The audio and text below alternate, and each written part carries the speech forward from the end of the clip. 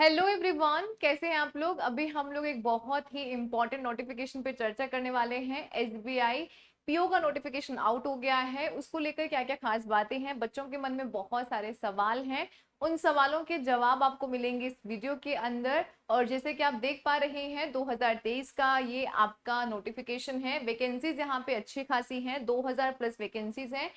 यहाँ पे वैकेंसीज को लेकर क्या क्या डिटेल है, यानी कि कितनी कौन कौन सी सीटें अलॉट की गई हैं, क्वालिफिकेशंस क्या क्या रहेंगी, कौन यहाँ पे अप्लाई कर सकता है, एज का क्राइटेरिया क्या है, किन किन को रिलैक्सेशन दी गई है, कितनी बार अटेम्प्ट किया जा सकता है एग्जाम, क्या लिमिट रखी गई है, एग्जाम का लेवल एंड पैटर्न क्या रहेगा, कौन कौन से फेज होते हैं, और फाइनली कट ऑफ जो है वो किस प्रकार से निकाली जाती है, सैलरी क्या क्या रहेगी, वो सारी बातें हम जानेंगे इस वीडियो के अंदर।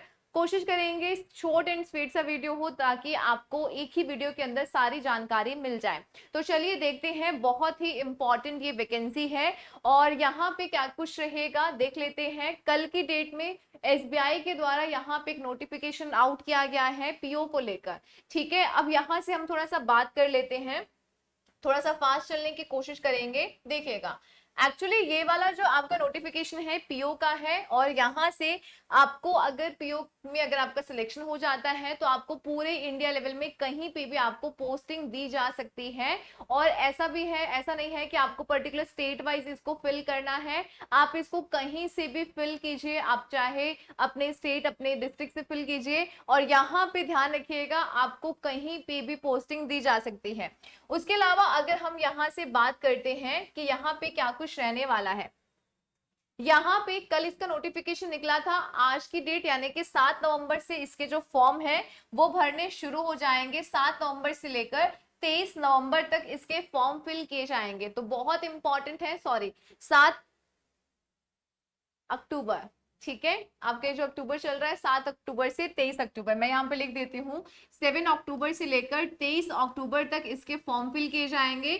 तो अगर आपका सपना है, अगर आप यहाँ पे फॉर्म फिल करना चाहते हैं तो आज से फॉर्म जो है वो स्टार्ट हो गए हैं। एग्जाम कब से कब तक होने की संभावना है, तो ध्यान रखिएगा एग्जाम आपका यहाँ पर होगा नवंबर में। जो प्री एग्जाम है वो नवंबर में होने की संभावना है, और अगर मेंस की बात करते हैं तो मेंस या तो दिसंबर 2023 में या जनवरी 2024 के स्टार्टिंग में हो जाएगा। ठीक है, और उसके बाद में फिर आपका इंटरव्यू वगैरह ये सब चीजें यहाँ पर रहेंगी। उसके अलावा अगर मैं यहाँ से आपको बताना चाहूं कि यहाँ पे आपका जो एज का क्राइटेरिया है वो क्या क्या रहेगा।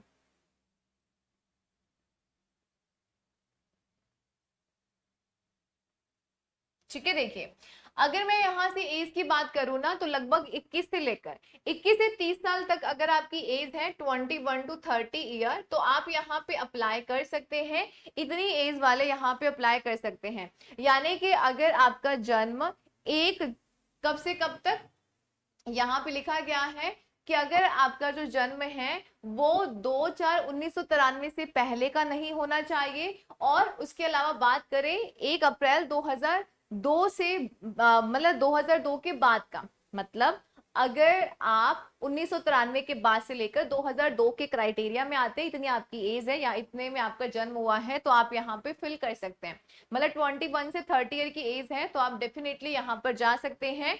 उसके अलावा यहाँ पे ना कुछ रिलैक्सेशन भी दिया गया है, जैसे कि अगर शेड्यूल कास्ट है तो 5 साल का रिलैक्सेशन दिया गया है, अगर आपका नॉन क्रीमिलियर है ओबीसी है तो 5 साल का है, अगर यहाँ पे कुछ आपको पीडब्ल्यूडी या कुछ भी डिसेबिलिटीज वगैरह हैं तो आपको 15 साल का रिलैक्सेशन दिया गया है।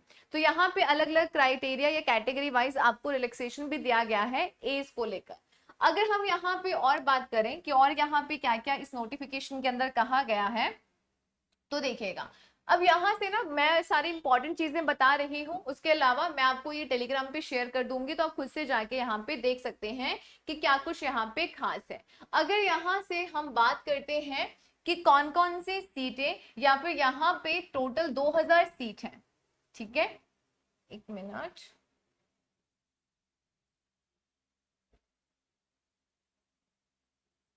हाँ, एक चीज और कि कौन कौन यहाँ पे ना फॉर्म भर सकता है। अगर आपका ग्रेजुएशन हो गया है तो आप यहाँ पे फॉर्म फिल कर सकते हैं। उसके अलावा एक चीज ध्यान रखिएगा, अगर आपकी ग्रेजुएशन चल रही है, आप फाइनल ईयर में हैं और 2023 दिसंबर 2023 तक अगर आपका रिजल्ट आ जाता है तो आप यहाँ पे अप्लाई कर सकते हैं, ठीक है। उसके अलावा अगर यहाँ से बात करते हैं कि कौन कितने अटेम्प्ट्स दे सकता है, काफी ज्यादा इंपॉर्टेंट है क्योंकि बच्चों के मन में बहुत सारे सवाल हैं कि हम कितनी बार एग्जाम को दे सकते हैं। तो यहां से देखिएगा, अगर आप जनरल से हैं या ईडब्ल्यूएस से हैं तो आप यहाँ पे 4 बार एग्जाम को दे सकते हैं।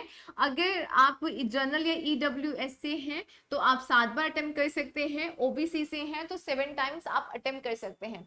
अब इसका पता है क्या मतलब है, अगर आपने प्री दिया, आपका प्री क्वालिफाई हो गया, आप मेंस में चले गए तो वो आपका एक चांस यहाँ पे काउंट होगा। आपने प्री दिया, आपका प्री नहीं हुआ है तो आपका जो एक चांस है वो काउंट नहीं होगा। प्री देने के बाद अगर मेंस में पहुंच गए हैं तभी आपका यहाँ पर काउंट होगा, ठीक है। उसके अलावा मैं आपको यहाँ पे बता दूं एग्जाम का पैटर्न क्या क्या रहने वाला है जो काफी ज्यादा इंपॉर्टेंट रहेगा,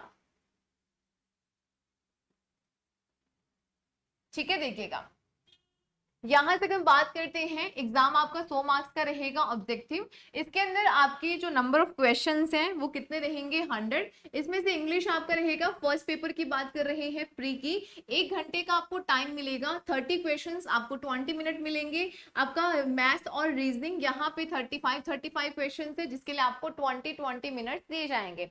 अब आपको यहाँ पे सिर्फ प्री क्वालिफाई करना है, इसके जो मार्क्स है वो आपकी मेंस में ऐड नहीं होंगे। अगर आप, और ये भी यहाँ पे कहा गया है कि सेक्शनल वाइज आपको यहाँ पे कट ऑफ क्लियर नहीं करनी है, टोटल ओवरऑल ही आपकी कट ऑफ यहाँ से निकाली जाएगी। उसके बाद में आपका सेकंड जो है वो मेंस का एग्जाम होगा। मेंस के एग्जाम आपका 3 घंटे का रहेगा जिसके अंदर आपका रीजनिंग और कंप्यूटर, जिसमें आपके 40 क्वेश्चन 50 मार्क्स के रहेंगे और आपको 50 मिनट का समय दिया जाएगा। डेटा एनालिसिस इंटरप्रिटेशन यानी कि आपको डीआई कहा गया है, ये आपकी मैथ्स का पोर्शन है। 30 क्वेश्चंस 50 मार्क्स के। जनरल इकोनॉमी, बैंकिंग और अवेयरनेस, इसका पोर्शन इस बार काफी ज्यादा रखा गया है। 60 क्वेश्चंस यहाँ पे है और यहाँ सॉरी 50 क्वेश्चंस है बट मार्क्स कितने रहेंगे, 60 मार्क्स। और इंग्लिश लैंग्वेज 35 क्वेश्चन 40 मार्क्स। ये पूरा कितना रहेगा आपका, ये आपका रहेगा आपका 250 का, क्योंकि यहाँ पे ना एक डिस्क्रिप्टिव पेपर भी होगा इंग्लिश का और वो आपका सेम उसी डे होगा जिसके लिए आपको 30 मिनट दिए जाएंगे और ये भी आपका सीबीटी बेस होगा यानी कि ऑनलाइन ही रहेगा। अगर आप इसको क्लियर कर जाते हैं फिर आप पहुंच जाएंगे आपके इंटरव्यू के अंदर। बट यहाँ से ना एक आपका, जस्ट ए मिनट, ठीक है, तो ये आपको ध्यान रखना है। उसके बाद में आपका यहाँ पे ग्रुप एक्सरसाइज इंटरव्यू रहेगा, या आपका टोटल 50 मार्क्स का रहेगा। इस प्रकार से ये पूरा आपका पैटर्न रहता है। आपको प्री और मेंस की जो तैयारी है वो साथ में लेकर चलनी होगी क्योंकि प्री के बाद जस्ट 1 महीने का ही आपको टाइम मिलेगा और आपका मेंस का एग्जाम होगा और आपका जो इंटरव्यू वगैरह है वो नेक्स्ट ईयर ही रहेगा और आपको इसके लिए स्पेशल अलग से तैयारी करने की जरूरत नहीं है। अभी आपको फोकस करना है आपकी प्री और मेंस के ऊपर। अगर हम इसके सैलरी की बात करते हैं ना तो लगभग यहाँ पे 61 से लेकर आपको सैलरी दी जाएगी, बट अभी जो पोस्टेड है और जो आपका एरिया डिपेंड करता है उसके हिसाब से आपका लगभग 64 से 65 हजार की सैलरी आपको यहाँ पर दी जाएगी। तो ये काफी अच्छी पोस्ट है और आपको कहीं पे पोस्टिंग दी जा सकती है और एसबीआई पीओ अपने आप में बहुत अच्छी पोस्ट मानी जाती है। अगर आप इसके लिए तैयारी कर रहे हैं तो अभी से जुट जाएं और यहाँ पे फॉर्म की डेट जो है आप यहाँ पे अप्लाई कर सकते हैं। आई होप हमने सारी बातों को यहाँ पे कवर अप कर लिया है। कोई भी डाउट एंड क्वेरी है तो आप कमेंट सेक्शन में जाके पूछ सकते हैं और बाकी मिलते हैं हम लोग अनदर सेशन में। Take care, bye bye.